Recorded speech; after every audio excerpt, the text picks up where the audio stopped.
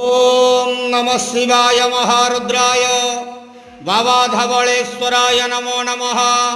दीपं यदि परं ब्रह्म दीपं यदि जनार्दनः दीपहरत मे पापो पूजा दीप नमस्तुते। धवलेश्वर महाप्रभु संसार सुखी रखंतु। आज शुभ मंगलवार रे समस्त श्रद्धालु भक्त मानकर मंगल करंतु। समस्त श्रद्धालु भक्त मानक आशीर्वाद करंतु। मनस्कामना पूर्ण करंतु। कर्म क्षेत्रोन्नति करंतु। ग्रहरिष्ट मान खंडन करंतु। जगतर मंगल करंतु। विश्वर कल्याण करंतु। आपणकर नाम प्रकाश करंतु। सेवकर डाक श्रवण करंतु। समस्त गुआवसा भक्त मानकर मनस्कामना पूर्ण करंतु। बाबा धवलेश्वराय नमो नमः। संसार सुखी रखंतु आनंद गेवार हरि बोलो। आज शुभ मंगलवार रे समस्त श्रद्धालु भक्त मानकर मंगल करंतु आनंद गेवार हरि बोलो। ओम नमः शिवाय।